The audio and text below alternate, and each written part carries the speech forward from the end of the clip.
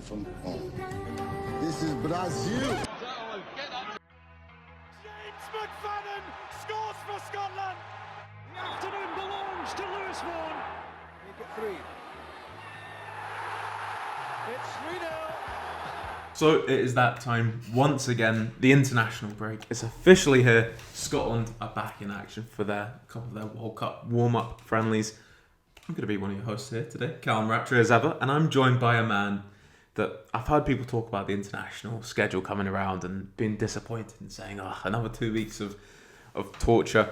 And I don't know if it's just because you're an Ayr United fan or because you just love Scotland that much. The man that loves the international break more than any other man, Fraser Godden. How you doing, pal? Fantastic. It is International Week and I'm very excited. I guess, I don't know, I had mixed feelings about wearing this top today because we're playing Japan and obviously my allegiance is live with Scotland, but it's such a lovely top and also it's friendly. If it was match 1 of the group stage of the World Cup, I don't think I'd be wearing a Haiti strip, but it's a friendly and it's a lovely top. So as long as you're not wearing that one on Saturday, of course, when Scotland do play Japan in the first friendly. Do you know why Japan play in blue? No, actually. No, me neither. No. Samurai Blue, I think, is their nickname. But that doesn't know me the reason why. Maybe samurais are blue. I'm not Essentially, sure. Anyone knows in the comments, let us know. I think I did hear someone say that once, but I've completely forgotten that fact. Yeah. So, what's new with you, buddy? Anything new going on in your life? No, not really, to be honest. Oh, okay. Excited for the biggie on Friday night. Yeah, Ayr United Rovers, the Joga Bonito derby, as no one refers to it as. As we refer to it as. Again, I won't be there, unfortunately, and it's not on television, but I'll be following it closely by live text from Callum Rattree on WhatsApp. Yeah, I'll be working. Because you'll be there and you often provide a little bit of live text commentary if you can, so that'll be much appreciated. But I don't know who's coming into this game in better form. I would maybe Wraith. No, not too much in it. Looking forward to this one though. Yeah, we'll go above you in the league if we win it. So not brilliant, but we've discussed how Ayr and Wraith sort of take it turn about to win, and we won last time, so I think it's your turn to win. I'll take it. Also, I know you're aware of this now, but Ayr United and Wraith Rovers have played 10 in the last 10 matches, haven't drawn one. There you go. And they've won 5 each. Crazy. Feels like a game we draw all the time, but it's a very yo-yo fixture. So yeah, fully expect I think Wraith Rovers to win about 5-0 based on the sort of balance of recent results. But yeah, apart from that, not too much to report. Yourself, Callum? Not a huge amount this week. Wraith Rovers Partick Thistle couldn't follow up on a good win on the weekend, unfortunately, and I thought we might need to address a bit of speculation that no one's having other than us at this table. I don't know, the Partick Thistle media team sort of having a little pop at us. Oh well, I suppose me more than you. I suppose in this one, referring to Ben McPherson's opening goal as Joga Bonita. That sounds starker. Do you think that was a slight jab towards us? Me again, well, not you. Yeah, because who knows? Maybe we're totally overestimating our influence in Scottish football circles. But you know, the Wraith Rovers put out that tweet of you standing like that. They did, yeah. And people will be able to put 2 and 2 together to realise that you are that guy and the Joga Bonito guy. So who knows? We're not sure. Whoever it was, and if it was, I dig it, Callum. Top work, man. It was good actually. I liked it on my Twitter.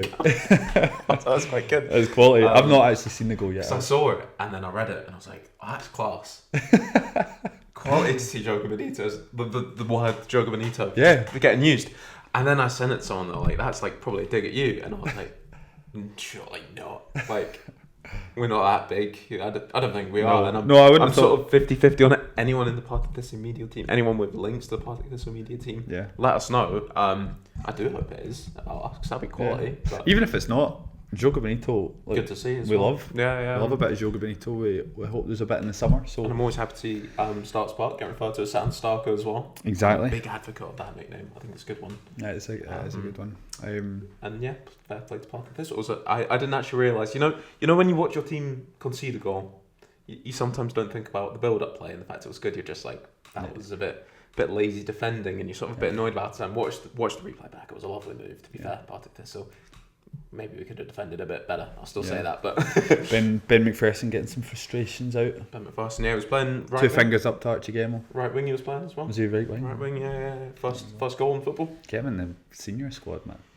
Well, we're going to get to that. We're going to cover everything Scotland. But Did you say that was his first goal in senior? It was, yeah. Wow. I didn't know. So that escaped me as well. Aidan Fitzpatrick as well, lovely assist, lovely goal at the end as well. Very good play. He was a bit of the difference maker in that game. I don't think Thistle were quite at the best in the game, even though they probably deserved to win over the piece. Although Rafe should have had an equaliser. Dylan Easton came close to hit the crossbar in that game, but not a huge amount in it. But Thistle dug in, and Aidan Fitzpatrick was just that little difference between the two teams maybe being level. Aidan Fitzpatrick stepped up and again got to see on social media Partick Thistle fans, I don't know, they are active with their bookmarks, I don't know. Got to see Jordan Doherty's lovely nutmeg on him from earlier in the season a few times though, which is always nice to see, even if they're also giving a bit of a dig back. But yeah. No, I do love to see it. I always appreciate good football, Yeah.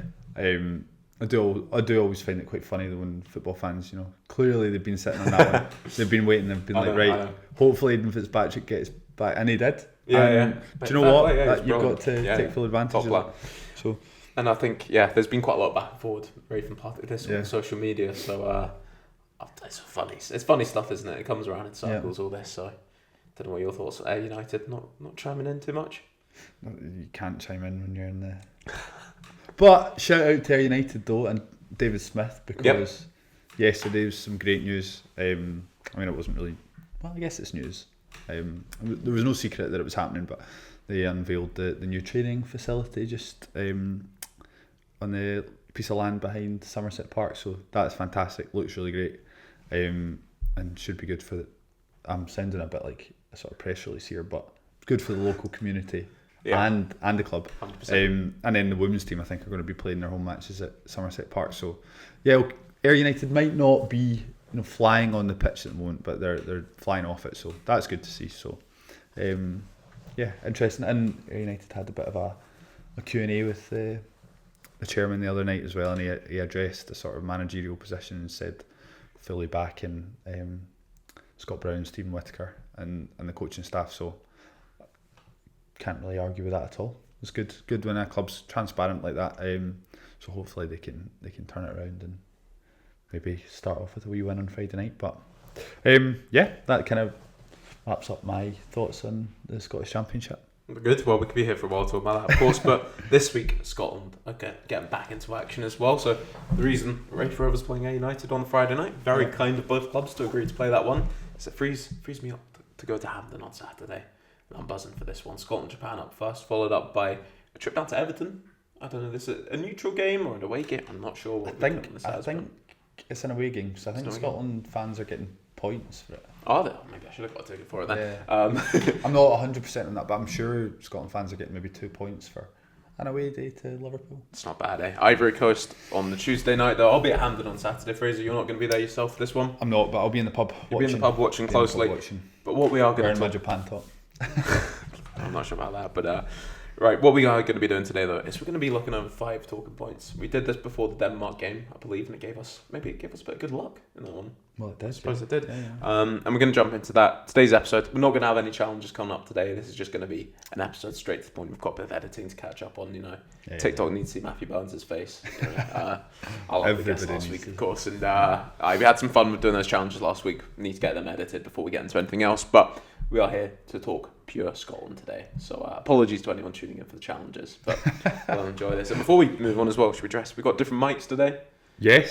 Completely the fault of me for leaving the mics at the office. But well, do you know? This is exciting. The plan was today it was going to be a Sterling recording. It was going to be, yeah. And you sort of threw the cat among the pigeons and said you have no mics, and I thought, well, that's a bit of an issue. Completely forgetting that I've got 2 perfectly good mics at home, and you remembered that, thankfully. And actually, it's maybe a nice, happy coincidence. I know. I feel a bit weird turning my head. Nothing to hold here. Yeah. So apologies to anyone that sees me sort of quite like. Go like this. Sorry to anyone's ears that Fraser picking up his mic there. I just got a bit of a loud noise there, but hopefully this works well. Let us know in the comments as well if you enjoyed the improved audio. But Fraser, we'll jump into Scotland now. We've got 5 talking points to come up. can I kickstart us off with my first one? Because I'm itching to get this one off. My first talking point is who misses out in midfield when Scotland has everyone available. This is one that I think I've not actually heard that many people talk about. We do know that Scotland has a plethora of options in midfield, and the debate to me comes in at a certain point. When you look at it, Ben Doak's going to start when Ben Gannon-Doak's back and he's fit and he's available for the World Cup. You know, knock on wood, hopefully he is. After that, you've got, ideally in this system, you've got 4 more midfield positions to fill up. Scott McTominay's one of those guys. He's probably a lock. That number 10 role, almost like a shadow striker. John McGinn's in there. Ryan Christie's in there. Lewis Ferguson's in there. Billy Gilmore's in there. Crazy to say, one of them might have to miss out on a starting position for Scotland. Yeah, we've debated about this at length, and I don't think there's a sort of clear answer. I think it very much depends on who Scotland are playing, and within that game, then the sort of balance of play. And we've seen Steve Clarke, whether he started with Billy Gilmore at times, or he's turned to Billy Gilmore to sort of up the tempo a little bit. I think all things going well, if Steve Clarke has a free run at a team, where he's sort of not looking too much at what to nullify and looking at how he gets the best out of the Scotland team, then I think your midfield is, I think that would comprise of McTominay in the 10, and then I think now it would be Ryan Christie and possibly Lewis Ferguson, to be honest. I think Lewis Ferguson in there, yeah, because I think for me, you look at this and it does almost, you can almost narrow it down again when you look at it. Scott McTominay is that number 10, isn't he, in the team? Yeah.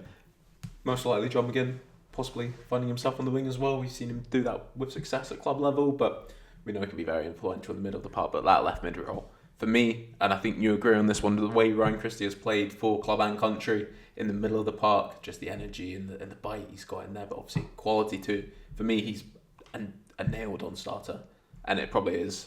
Maybe it might not be a one size fits all sort of approach to this one. It might depend on the opponents, but I think that shirt is there between Billy Gilmore and Lewis Ferguson. I think so, and I think it kind of depends on. I think Lewis Ferguson's obviously is a little bit more of a combative midfielder. He can play further up the park than Billy Gilmore as well. Can have more of an impact, maybe in front of goal, but he's also just, as I said, a little bit more physical, taller, obviously, just bigger in stature, but in the way that he plays, more physical. Billy Gilmore's a little bit more technical.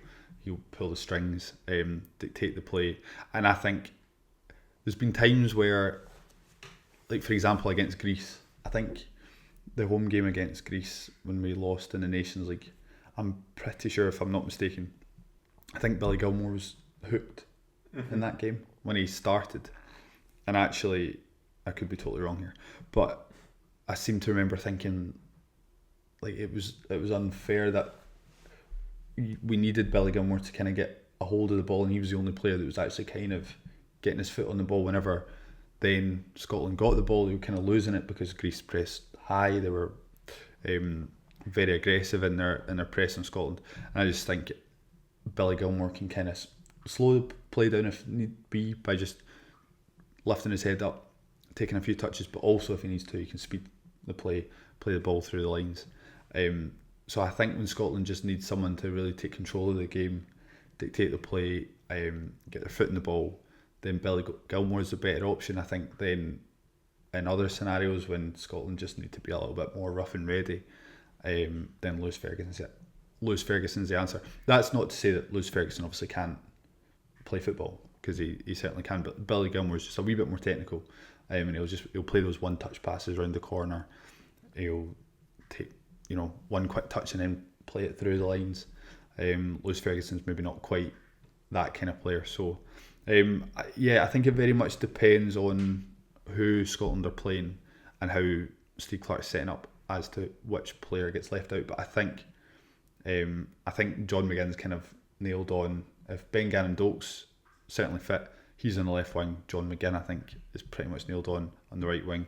Scott McTominay, obviously in the 10, and then it's just, I think, Ryan Christie as well. Personally, I like to see Ryan Christie start, and it's just between Billy Gilmore and Lewis Ferguson. And no matter who starts in that scenario, I don't mind too much, but I think it really does depend on just the manner of the opposition. No, I agree with you there. It might be an approach where, I hate again for an example, you might want Billy Gilmore on the pitch just to sort of control and dictate things a little bit. Then it's just me. I much prefer midfield. I don't know why, with a left foot and a right foot on either side of it. Is that just me? Is that me a bit of like a football manager player there? I don't know. That's very. I mean, nowadays it's very much the opposite. Do you think is it? Well, I don't. Maybe now we're going through this sort of renaissance, or where we're going back to long throws and corners. But there certainly was a period that Ian Robin sort of made it sexy for players to play with their dominant foot on the inside. Bang in the middle of the park for your centre mid, so. Oh right, you know, I see what you mean. A left foot and right foot in the centre, and like Christie next door. A nice bit of balance there. Yeah. That's why Christie's. That's not why Christie's my nailed on player in there. I think Ryan Christie is top class at what he does in that role. And as you say, Lewis Ferguson does a lot of stuff as well that we've had this conversation before. After the Denmark game, you showed me a brilliant analysis video. Who was that again? Adam Cleary. Adam Cleary. Geordie, wasn't he? Geordie he's a Geordie. He's a Scotland fan. Brilliant analysis video he did where he really nailed on the fact that Lewis Ferguson, what he does out of possession is really important to Steve Clarke's system. Something that maybe with the eye test I hadn't noticed. Maybe I just had a couple too many pints in Hampden, who knows? But I didn't pick up on that during the game. The importance that when Scotland is in that defensive shape, which they're really good at getting into under Steve Clarke in the defensive third, that he's the one that can come in and really plug the gaps between the centre backs and defends the box well. He's good aerially as well, something that Billy Gilmore doesn't have in the same way, can cover the ground better than him. And then in an attacking sense, being the guy that gets in there and makes those overloads in the box, which is probably Steve Clarke's number one approach to scoring goals, isn't it? Getting those bodies into the box and really creating those overloads. Yeah, and that's where I think potentially I could get this totally wrong and Steve Clarke go the other way, but I think maybe against Brazil, as you say, like we saw the quality of Denmark and when they were on the front foot, even with 10 men, the threat that they were posing Scotland at times in that final match of the qualification campaign. And Lewis Ferguson was so effective in that game. Didn't quite pick up on it at the time, but as watching it back and what that analysis video you referenced, like that really shined a light on what Lewis Ferguson did well in that game, and it was so crucial. And I think in a game against Brazil, and let's face it, Brazil probably going to have the majority of the possession, which is I think is what Steve Clarke would like. Lewis Ferguson's going to be really important in that game, and as you say, I think against Haiti, when you need a wee bit more zip, a little bit more guile to unlock what I would assume would be a sort of lower block, more resolute defence, then I think Billy Gilmore would come in and be quite handy there. So it's very interesting. He might go completely different. He might go with Gilmore and Ferguson. I could well see that in these games coming up if he does want to start with his strongest players on the pitch. You might see Ryan Christie out on the wing for this one. Not something that we've enjoyed as much at times, but certainly he's got 5 quality players in there. So yeah, well, I don't love seeing Ryan Christie on the wing only because I know how good he is at the base of the midfield in that role that he plays for Bournemouth. But I still think he's good. He's got energy. He's not got the pace that Ben Doak's got. He's not able to sort of do a step over and turn in the blink of an eye like Ben Doak can. But he's still got energy and he's got pace and he will stretch the play at times. But there was, again, in that Denmark game, I think you saw the impact of Ben Doak going off and Ryan Christie going and playing in the same position. It was quite stark. And Ryan Christie, he's a hard worker, but he's obviously he's a central player now, so he was sort of drifting in a lot of the time. Aaron Hickey might have had the ball at fullback and Scotland were looking to break, and 10 minutes prior, Ben Doak would have been hitting the touchline and the ball would have been just sort of clipped down the byline and he would have stretched the play, won a free kick, started an attack. Ryan Christie was quite often sort of found in the centre circle, so I don't love seeing him on the wing for that reason, but I think he's one of the better options just when you consider the fact that Scotland kind of lack a bit of width and pace. But I do completely understand when he is put in that position, and I like it. I just prefer when Ryan Christie's in the middle. No, I agree on that one there. Just to finish it off, yeah, he does have these players that I think we spoke before about on this as well, and we spoke off camera about the real trust that Steve Clarke will want to have in his trusted players, that he knows he can put these guys in and plug and play them. You know, McGinley's on the wing, Christie's on the wing. He trusts these guys, and I think we'll see more of that in these games. Albeit there is a few wildcard options in there as well. And Fraser, do you want to take us on to our second talking point? Our second talking point is the plan B. If there is a plan B. If there is a plan B, will Steve Clarke look to adapt from a back four? Will he look to a back three? What will he do when Scotland come under the cosh, perhaps in a game against Morocco, Brazil? And will he sort of look to approach that in these friendly fixtures? Yeah, that's something that you've been banging the drum about is the back three. I know you're a fan of it. It's something that Steve Clarke's not used for a while, and certainly had an upturn in results when he switched it back to a back four, albeit there's been some honking performances in there as well with a back four. But it certainly looks like that's the way Scotland's going to play. And one thing I've pointed out to you as well is that my one thing I look at the back three and say is I'm not sure about that, is you are dropping one of those midfielders out to achieve that, and we've just had a full chat about how quality they are. Yeah. But you are right, there can be situations in games, you look back to that first half in Greece not too long ago, where it was action stations in a bad way, thinking what on earth are we going to do, and Scotland almost pulled it back in the second half. Of course they did, but for Steve Clarke, the back three's not been something he's utilised for a while, but you've said potentially something that it could just be handy to have up his sleeve, and these two games would be an opportunity to practice that if he does want to. Yeah, I'm really an advocate of testing out Plan B. I think Plan A is good, and I don't think there's an issue there. But at times there have been sort of hiccups with it. We look at the Denmark game where Scotland were playing, when Ben Gannon-Doak went off injured, the game plan completely changed, and the approach to dealing with that was to put Ryan Christie out in the wing in the same position, and it just doesn't have the same impact. And I think Scotland they're electric when Ben Gannon-Doak is on the wing. We saw it with the Scott McTominay overhead kick, the ability that he's got to just turn away from a defender and whip a ball in quickly, get to the touchline, get to the byline, and whip balls across. And it's so vital to how Scotland play and are successful, and then it allows Scott McTominay, it allows Ryan Christie, John McGinn to sort of make those late runs into the box and one touch finish. My only issue is then Ben Gannon-Doak gets injured. How does Steve Clarke sort of adapt in game to deal with that? And I understand why, you don't want to mess with the system too early in a game, and that's why you just switch Ryan Christie out to the wing. You can play that.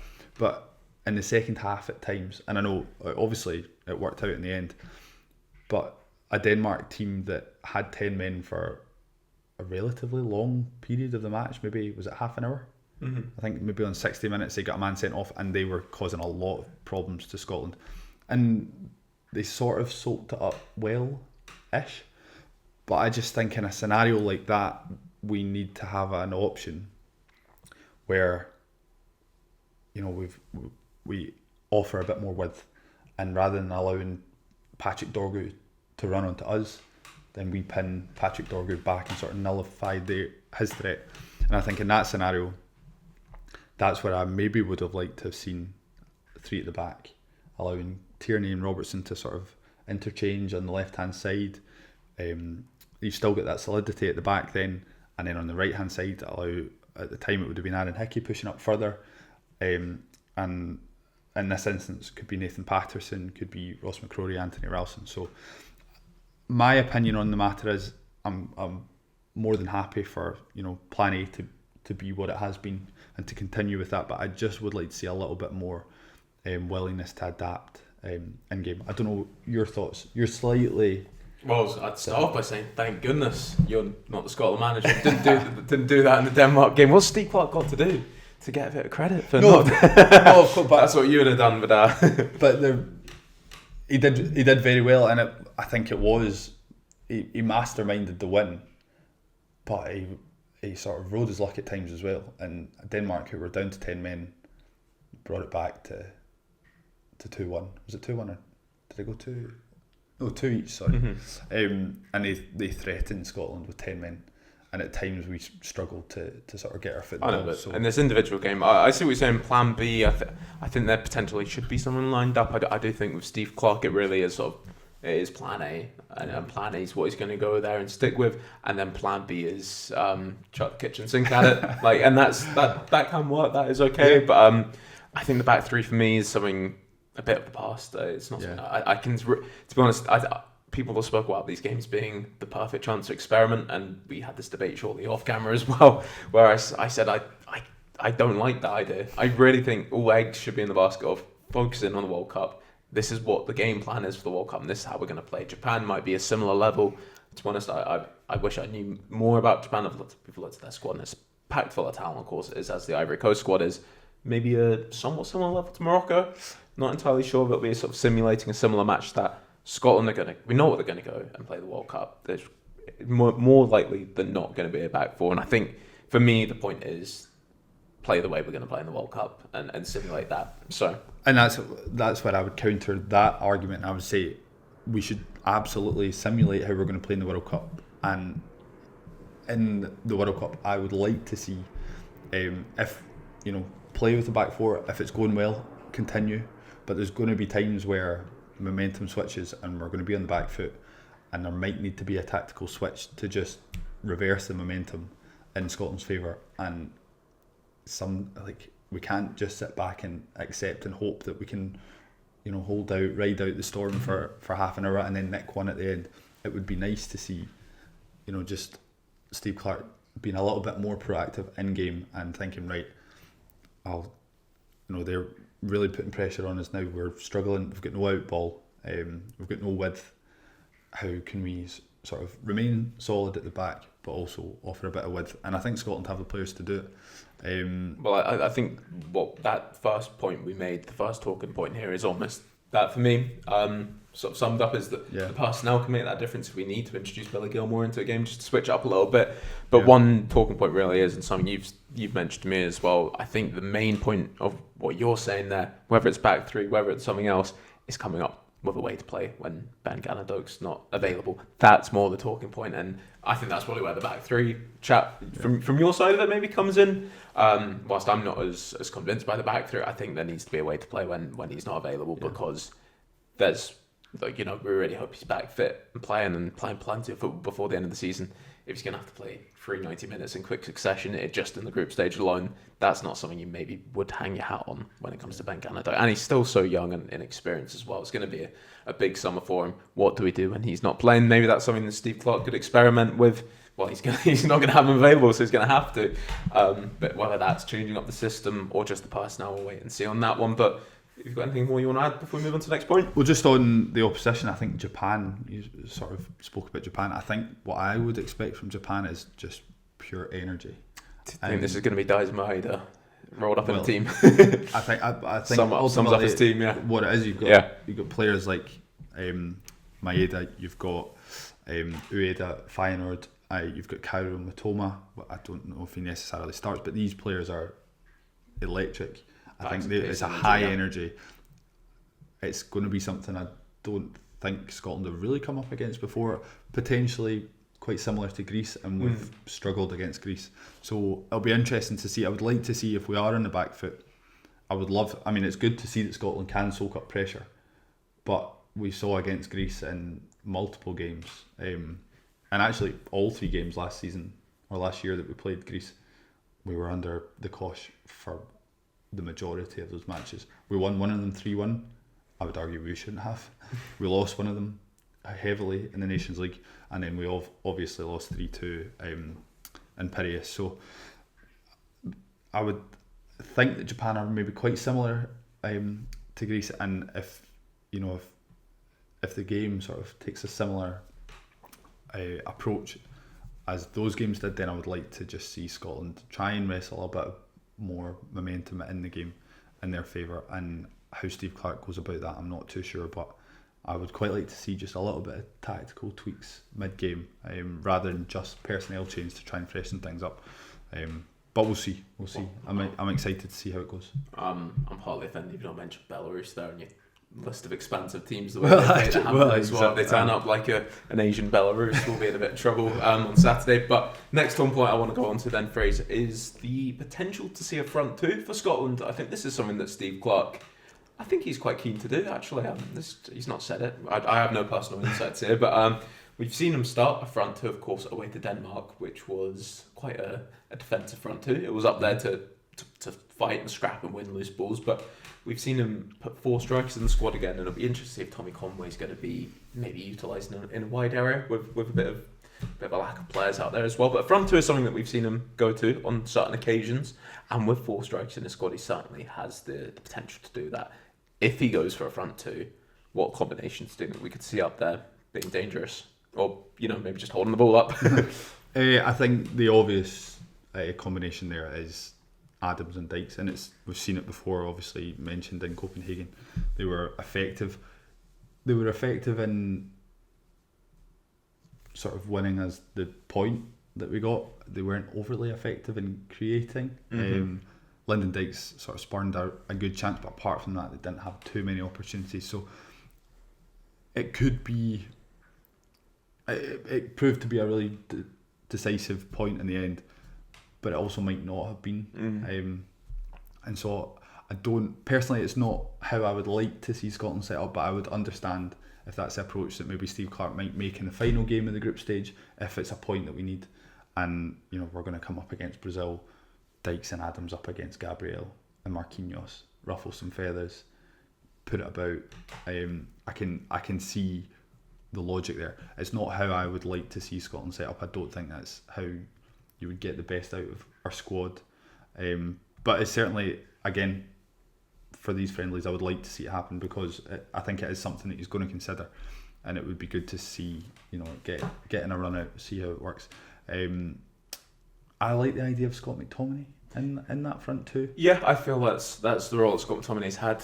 He had throughout that qualifying campaign, and obviously Scott McTominay stood up and scored goals on the big occasion when he needed to. But there were certainly games in that qualifying campaign where Scott McTominay wasn't at his best. I think it's fair to say that he did sort of float through some of the games, I think, a little bit, if we're being really honest. And obviously his impact in front of goal was huge, and we know the quality he has. And sometimes Scott McTominay is at his best, if you've seen him play for Napoli, where he's on the periphery of a game and comes into it. But maybe in a Steve Clarke team, we really need him. When he's at his best, he's involved and sort of central to everything. And I do agree. I think that shadow sort of striker role belongs to him. But if we do see that front two, George Hurst, Tommy Conway, we're not gonna sit and bang the drum about George Hurst, because I think that's done to death, and why he shouldn't be in the Scotland squad in the eyes of most people. He is in the Scotland squad. Steve Clarke sees an option in him. Why do you think George Hurst can potentially come in and have an effect in this team? I think he's a kind of like for like. I don't think he's going to start for Scotland over Dykes or Adams. I think he's a like for like. He's obviously a physical striker. He's a penalty box striker. If he scores a goal, it's not going to be, beating 3 men. It's fair to say he's maybe the carnage option. I would say if Steve Clarke does want to really just, I can't remember how you've described it before, but when he's sort of just chucked everything on at the end of the game. That's sort of hitting that big red button. The big red button, sort of bridge to it, George Hurst coming on. You can sort of see Scotland need a goal to qualify from the group in 3rd place. And what does Steve Clarke do? Che Adams and Lyndon Dykes are already on. Take off Grant Hanley and stick on George Hurst and just go. I think that's what he's there for, isn't it? I don't think he's going to play a huge role from the start. I'm quite excited by Tommy Conway. I think he's in good form, and I like the fact that he brings something different. I think that's what I like to see in a Scotland squad. If you've got the Lyndon Dykes profile of player, you've got Che Adams, who can kind of do that same role, not to the extent that Lyndon Dykes can, but he's also quite technical. With Tommy Conway, he's maybe not as physical as either of those players, but he's quick, and he knows his way to goal. So and he's absolutely ran at socks of any time he's came off for Scotland, hasn't he? I think exactly. So I'm quite excited to see him getting utilised, even if it's through the middle, or even if it's a wee, out wide, to just offer a bit of pace out in the channel. So interesting to see how Conway and Hurst are utilised. I think Dykes and Adams will be, whether or not it's a front two. If it's a front two, they might even just Adams starts against Japan, Dykes against Ivory Coast. Who knows? But I think if they're going a front two, I think it's going to be Dykes and Adams. I think, yeah, Lone Strike is probably the way to go if I was choosing the team and advising Steve Clarke, which thankfully I'm not. But I think he started George Hurst, Che Adams together up against Liechtenstein when he scored the hat-trick. George Hurst scored his only Scotland goal in that game as well, didn't he? But we'll wait and see what happens there. Do you want to move us on to the next point as well, then? Yeah, so we've touched on the midfield. There's another part of the pitch that we feel there's a lot of debate, and it's at right back. Yeah, good one to bring up here as well, right back, because obviously Aaron Hickey's going to be missing from the squad for these games, and Steve Clarke has named 3 right backs into his squad for this one as well. And this week Nathan Patterson was doing the presses, and it'll be a bit of a home game for him as well, the Hill Dicky.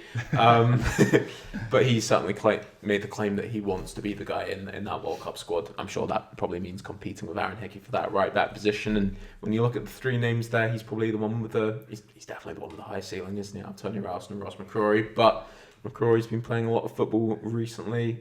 Versatile player, can play on both sides.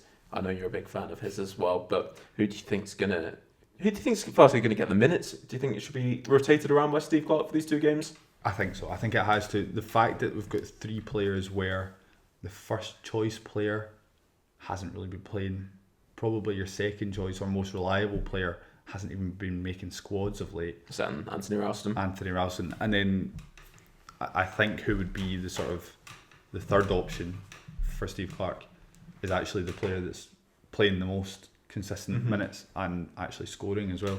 So when you've got that kind of dynamic, I don't think Ross McCrory is going to jump to the front of the pecking order. I think he will feature, but I don't think he's not going to start. I don't think he's going to be in Steve Clarke's plans for the World Cup as such. So I can see it between Anthony Ralston and Nathan Patterson, with Ross McCrory maybe getting some minutes towards the end of either match.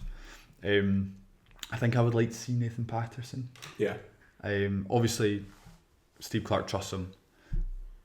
I think he's, as you say, he's got a higher ceiling. And I think Scotland are they're defensively solid. So Nathan Patterson's very good in attack.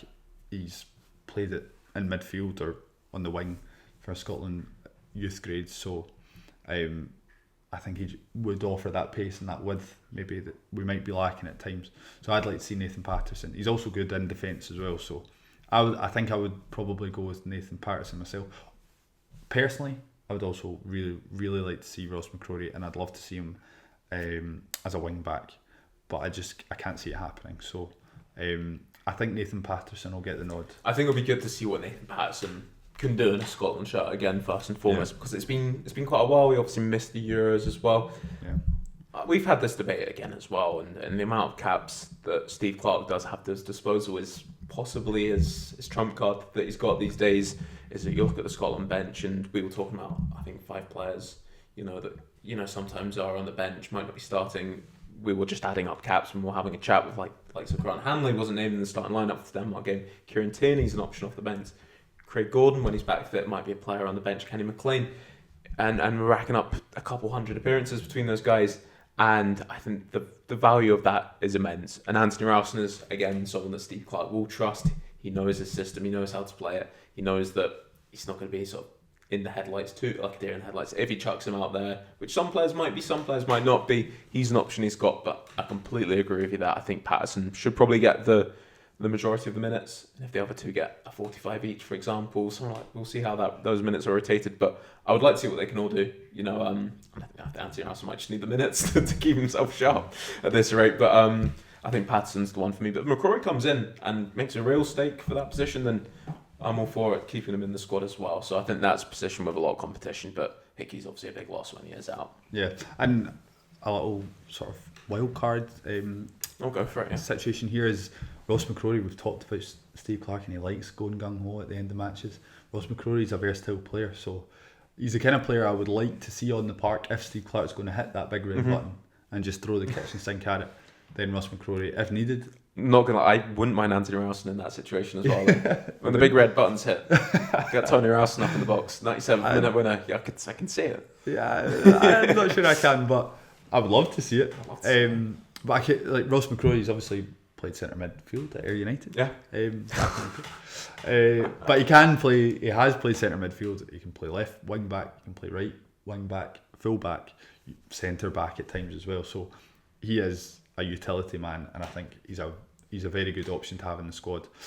Interesting. Just to go back to Nathan Patterson, there was a period. I don't know if you remember, particularly the time Scotland played Northern Ireland at Hampden, and Conor Bradley scored. They won 1-0. Yeah, I was there. Yeah. And I think that period, I can't remember the sort of games before and after, but Nathan Patterson was having a difficult time in a Scotland shirt. Yeah. And he was under a lot of pressure. A lot of people saying, he was just low in confidence, basically. So I'm hopeful that that's at the back of his mind. I don't know if he's really played much for Scotland since then, and he's obviously had some quite persistent injuries. So hopefully he can sort of put that to bed, move on, and because he's got the ability. This one we won't get too much into. Rangers players haven't always been the most popular players for whatever reason. I guess with the Scotland fans as well, not taking to Nathan Patterson as much as some other players maybe. I don't know. Yeah, potentially. I don't think it's a factor, but certainly with Nathan Patterson, I think it maybe with certain, I don't know, players that certain characters that maybe bring that upon themselves. Nathan Patterson never has. No, not at all. No, and I would never associate him with being a player. I'm not saying he is, but you know what? It could just be of like course. at times. I don't know. He's not always seems to catch on the most confidence as a Scotland player, given the ability he's got. But I'd love to see him come back in. You think back to that form he was in at the end of his Rangers career, where he was really pushing James Tavernier for that spot. What a player he can be when he's in form, and I'd love to see him in there. Do you want to move on to our final point here?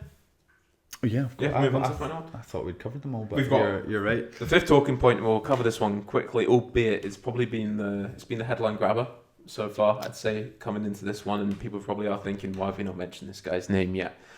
So Fraser, we look at the Scotland squad then, and we're doing this before we went in. Interestingly, in every single area of the park, you do have this sort of core of players that are going to be there. So in defence, you've got a bunch of players of over 20 caps. More than likely not, the majority of them will be in the squad. And then you've got 2 players with 1 cap, Dominic Hine and Ross McCrory. Same in midfield, a bunch of players with 20 plus caps, Lennon Miller, Andy Irving, 4 and 1 caps. I'm sure we'll see Lennon Miller in the squad. We've mentioned that. And then down at the strikers, you've got 2 players with over 40 caps, Tommy Conway, George Hurst, and Findlay Curtis to round out the squad. And you could probably look at all those players I mentioned there and say they're the shirts that are possibly up for grabs in this squad. And the bottom name on that one is the only uncapped player in the squad, is Findlay Curtis, who's possibly the wild card option for Steve Clarke in here. And as we've said, this is the most certainly the way I see it as well, and you've touched on it here. These are games where he can get ready for the World Cup, simulate what's going to come up in these matches that he's going to have, which is probably going to define Steve Clarke's time as Scotland manager at the end of the day, and it's all he'll have his focus on.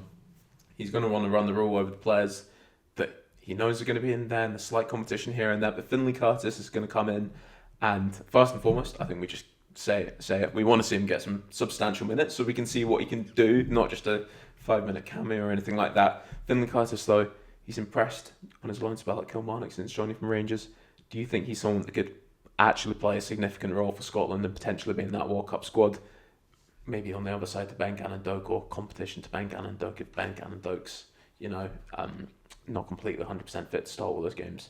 Yeah, I think it's hugely crucial that with Ben Gannon-Doak and his propensity for being injured, don't know if that's quite the right use of that word, I think it's crucial that there is an option for replacing Ben Doak if he does go off early in a game, because I think Scotland, as I've discussed before, and whether or not it's because Ben Gannon-Doak is so effective at what he does, and I think that is obviously a huge part of it, but I also think just the system works, and whilst Findlay Curtis has not quite got the ability that Ben Gannon-Doak has, he's similar profile, and if he can come in and play to maybe 95%, 99% of the level that Ben Gannon-Doak has done, then that would be hugely beneficial to Scotland, and I think that's what we've lacked.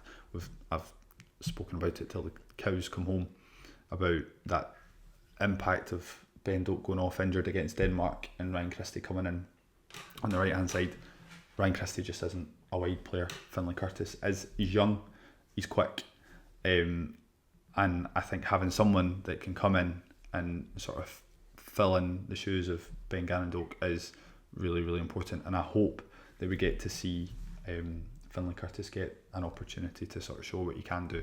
If it doesn't work, if he's not quite there yet, that's fine, but I think it is something that needed addressed. I would have liked to have seen Calvin Miller as well, maybe, but I totally understand why Steve Clarke just went for maybe one potential wild card selection, and the fact that it's Findlay Curtis is absolutely fine by me, and I would really like to see him given the opportunity to show what he can do. Yeah, I think something that the Scotland team is often screaming for is an elbow, and whatever that looks like, it's something that they need, because those midfield players just, they knock the pan in so much, put such a shift into that team. Where we've mentioned that front two, maybe that's a way that Steve Clarke sees his team having a bit of an outball, that Shea Adams and Dykes up there just hold the ball up, get the team up the pitch a little bit, but a lot of the time it has been Ben Gannon-Doak. You can see, Lewis Ferguson's ran 70 yards to get back into shape, win the ball back. He probably just wants to knock at someone like Ben Gannon-Doak who'll keep it. Findlay Curtis is another player that has similar qualities, where the term wildcard's been used a couple of times by us and elsewhere already,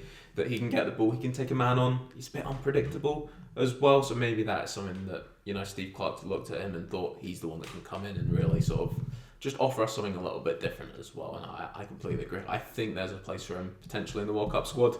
It's been good for him to go to Kilmarnock and really play consistent big minutes, albeit he did play a lot of football at Rangers in the first part of the season, and we've seen him score in European competition as well. Didn't he in the was it Champions League qualifiers? It was, back, Copenhagen, were they playing, or was it, testing my knowledge there of European qualifiers? He certainly scored a goal in Europe. He showed he can do it at top level. He was a player that, it's crazy to think, right back at the start of the season he was meant to be lined up for Raith Rovers. That's public on record as well. That's not me coming out of any scoops there. Yeah. But he was meant to be one of the players to go to Raith in that cooperation agreement, and obviously got chucked into the first team by Russell Martin at the start of the season, and it's shown that he would have been a good player for us certainly. But so I was going to say Panathinaikos. Panathinaikos. It was Panathinaikos. So I guess Raith Rovers' loss might be Scotland's gain here, but Findlay Curtis, he's taken it in his stride, that move to Kilmarnock, and he's played different positions at times as well and continued to show his quality. I really hope he does play enough minutes to show what he can do, and I think, again, he's just someone that offers something a bit different to Ryan Christie or John McGinn in those wide areas, and I really want to see him play good minutes here and stake a claim for that World Cup spot, because I don't think Ben Gannon-Doak by himself, it might not be enough in terms of wide options, in terms of having an out-and-out winger there, having someone unpredictable, that bit of pace that could take a man on, different profile against Tommy Conway. So Findlay Curtis, I wouldn't even mind seeing him start one of those games just to see what he can really do in at the deep end, but hopefully we do see a couple of caps coming up for him, and he can make the most of that opportunity, because he's got a bit of Joga Bonito about him, I think. He does. Get the seal of approval. I think, now this is not most cutting edge punditry or analysis. Go for it. But I think there's something in it. And I think if you, you've obviously touched on the fact that the Scotland squad is filled with caps, and a lot of guys are pushing 30 if they've not already pushed through to 30. Push through.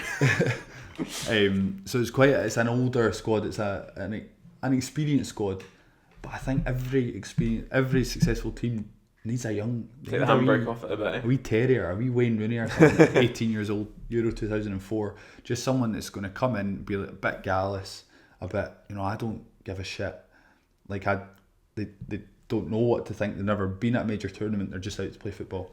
Ben Gannon-Doak's got a bit of that about him. Lennon Miller, exactly. Publicly had a bit about that. Best player in the squad, yeah. Exactly. And then you go back to the Euro 2020, Billy Gilmore putting in that performance at Wembley. You've got the senior players around them. I think at times with senior players the issue is that they have seen it all, so they're maybe a little bit more cautious, a bit more nervous to make mistakes. Findlay Curtis is young. He's not really had the opportunity to experience making mistakes too much. Therefore he's probably lacking the fear that some of these other players have got. So to just blend that, to have someone that can come in, play with a handbrake off, I think is really key. And Scotland don't have a huge amount of young players, so yeah, I quite like the fact that someone come in just for Andy Robertson to bully and baby a little bit, and just add a little bit of something. Give yourself a bit of a pat on the back. They started that off by saying not much analysis to this. That was brilliant. Well, I it's think you're not- spot on, but Steve Clarke, I think you've really hit something a nail on the head there that Steve Clarke probably hasn't publicly got praise for, and he's not the kind of guy that's going to go out and look for praise. He's not like that. Yeah. But he's done such a good job at integrating these super talented young players into the team at the right time. You're spot on about how he got Billy Gilmore into the team and how he integrated him in, and the importance that he provided just as being a bit of a wild card. The exact same with Ben Gannon when he possibly needed something more than any time in his Scotland career. He got him in at the team in the right way, and he's used him in the right way as well when there was a lot of clamour from the outside for him to chuck them in for big minutes and big starts. Mm-hmm. He chose the timing right. I think that's something he's done quite well in his spell as Scotland manager, and maybe Findlay Curtis could be another player that sort of ticks that box. Yeah, I think when you consider it, I think there was a lot of clamour from myself as well, and maybe not so much you. You're a wee bit more sensible on it, but there was clamour for 4 or 5 sort of wild card additions, as we've been calling them. Get Josh Mulligan and Ollie Burke, Calvin Miller, throw them all in. But it is that consistency, that sort of core squad that is what has brought Scotland to success. To just sprinkle a little bit of youth and fine tuning, exactly the right areas, yeah. A little bit of stardust and someone that just is a bit gallus. I don't know if Findlay Curtis particularly is gallus off the park, but I'm just going purely on the fact that he's 19. Yeah. Is he 20? 19? 20? And he's got a bit about him, and yeah, I'm excited to see how he will do in these fixtures. Brilliant. Well, I'm buzzing for it. That's our 5 talking points covered there. Yeah. I think we'll finish the episode off then. Last couple of minutes here before we head off. Final talking point. New Scotland away shirt out this week. What's your thoughts? I like it. I like it too. I don't love it. I know what you mean. Yeah. I'm not. It's not an S tier as we would do previously, Yeah. but it's an A tier. I think it makes the A tier, does it? I'd give it an A tier. I like it. I do like it. I think that's a nice shirt. You made a good point about the shorts being a bit of a rogue choice. Well, I know obviously, the kit obviously is sort of modelled on the previous iteration of the orange and purple kit. I think it worked then when the shorts were a bit shorter. Now the shorts are really long and purple's quite. And I like purple, but no, I really do like it. And do you know what? I actually kind of just like kits that are different. If we'd come out and just had a white kit, exactly, when it's nice, yes, but we've had white kits before, and I know we've had this particular kit before, but it's a nice modern take on our retro classic. So I'm a big fan of it. Just not 100%. Gives Joga Bonito a seal of approval. It certainly does. It's not on my shopping list for the USA this summer, just yet. But, if anyone's watching, if Mum's watching or anything like that, wants to give me a little gift, I would gladly accept it, and I'd put it in my duffel bag for my trip. So, don't you worry. If someone has bought 2 instead of 1, and JD Sports are not accepting the second one in the post, we'll take it. Yep. We'll share it. If it's an extra small, we'll take it. You booked up for the World Cup yet? That's cruel. That is cruel. Oh, yeah? No. When you get it booked up. Well, you know the Lord, don't you? You can come for a couple of days. I can't. It's quite. For context, I've recently got a new job. Congratulations, yeah. Hugely exciting. Hugely, yeah. Because that was a long time in the making. So I'm obviously buzzing about that, but the particular job that I've got has a blackout on annual leave from June until the end of July, which is really inconvenient. But have they got a blackout on, getting a cold for 3 days? Either side of the weekend. No, unfortunately, I think I'm going to miss it, which is quite devastating. Is it worth having a job at that point?